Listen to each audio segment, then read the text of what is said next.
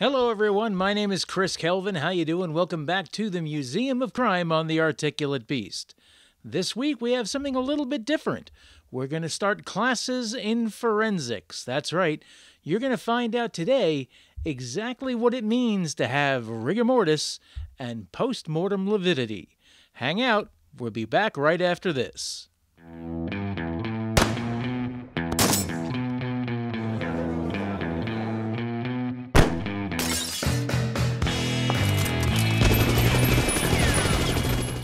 Welcome back to the Museum of Crime. Thanks for sticking with us.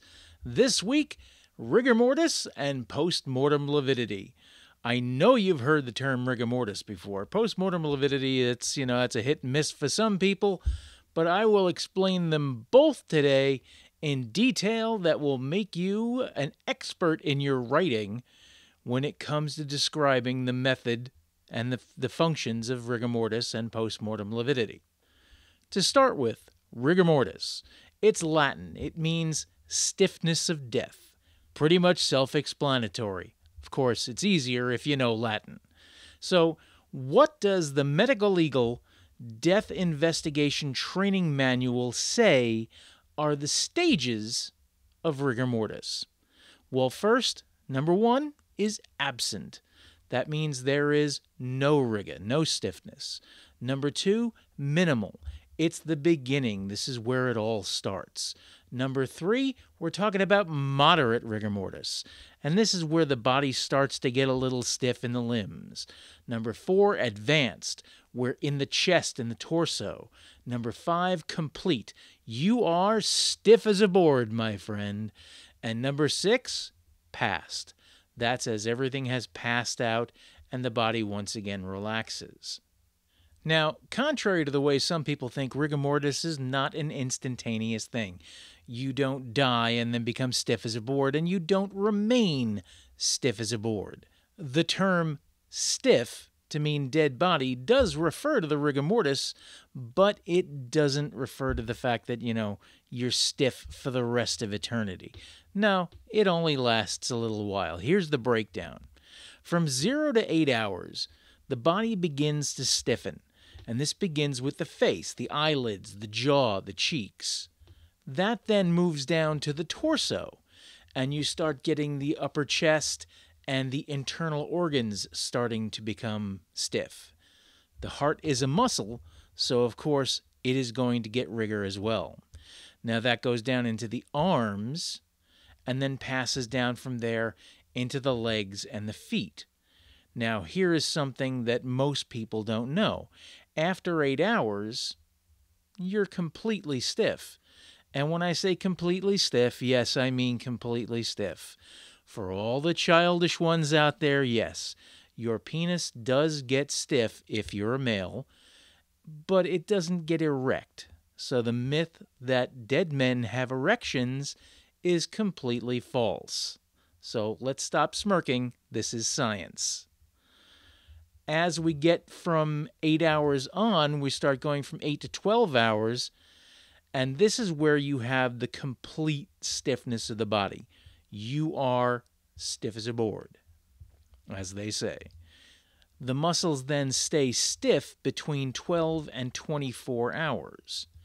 Once 24 hours has passed, you get 24 to 36 hours, and then the stiffness starts to pass, and it goes the way it came. It goes starting in the face and head, and then passes down the torso and arms, legs, feet, so on. And once rigor has passed, we are talking 36 hours, then the body is once again completely flexible.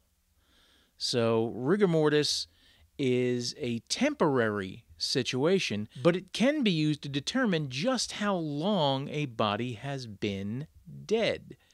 So if the body is still warm and there is no stiffness, the body's been dead less than a couple of hours. If the body is still warm and stiffness is starting to set in, it's been dead about 8 hours.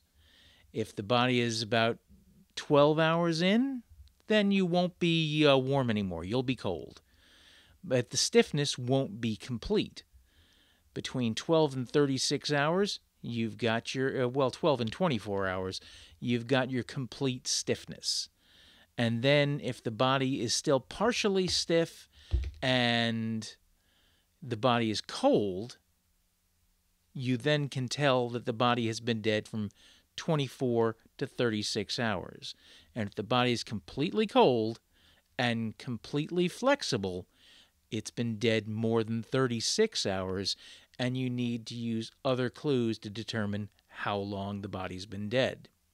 Now, like I said, forensics is a science, and there are aspects that you have to look for to make sure that you're getting your timing correct.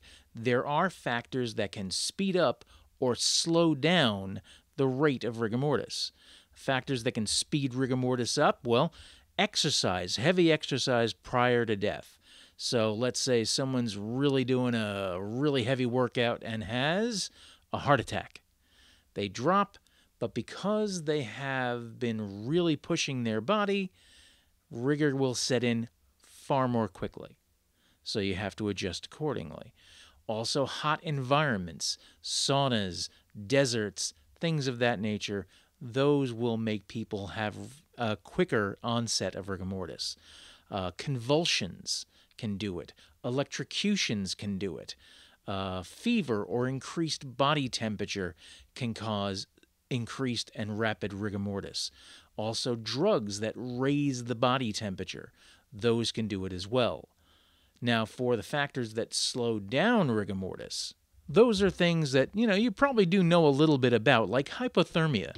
Extreme cold environmental temperatures can also slow down the rate of rigor mortis. And then once that happens, once, let's say, a body dies, like the end of The Shining, when Jack Nicholson dies at the end of The Shining, all that snow and ice, that's keeping him damn fresh. So you're really going to have to wonder what the timing is like when you thaw that body out and rigor sets in at that point. It's an environmental thing, but it can throw off the timeline of death considerably. So when you're writing, make sure you understand that. Now also things like pneumonia or hemorrhaging can also slow down rigor mortis.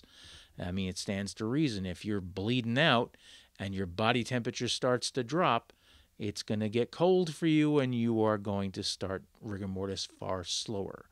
Also, nervous diseases can also be known to slow rigor mortis down. Okay, so you're dead, right?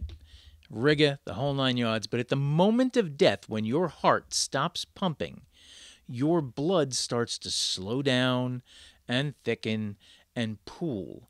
And what that does is it starts to lower down to the lowest points of your body. And that is a very good indicator of whether or not a body has been tampered with. So at the moment of death, when the blood begins to pool at the lowest parts, it's acting like a construction worker's level. So you can tell how the body was positioned at the moment of death. As you see our young friend here, he was on his back with one leg up. You can see on his right leg there is no blood pooled around the bottom of his knee. That's because with the knee being raised the way it is, the blood pooled down in his calf and his thigh. But you see that it sort of just levels out there, and you could tell then if the body were to be moved, it would be immediately evident that the body had been tampered with. Postmortem lividity does not go away, and once the blood has pooled, it will not move any longer. There's no way to get around this. So it's one of the easiest ways to know if a body has been moved. Well, there you have it. Not an overly detailed class in forensics. It is our first one. But we will be getting onto more of these as time goes on. We'll still be telling crime stories, but we are also going to be learning what forensics and law enforcement are all about as well. I am by no means an expert in the subject. I am a writer and have done a lot of research on the subject, but I am not a lawyer, I am not a forensic pathologist, and I am not a scientist. I am simply a guy who's collected a bunch of data, and I'm going to impart it onto you so it's maybe a little easier for you in your writing in the future. So that's it for this week. We'll be back in the Museum of Crime next week right here on The Articulate Beast.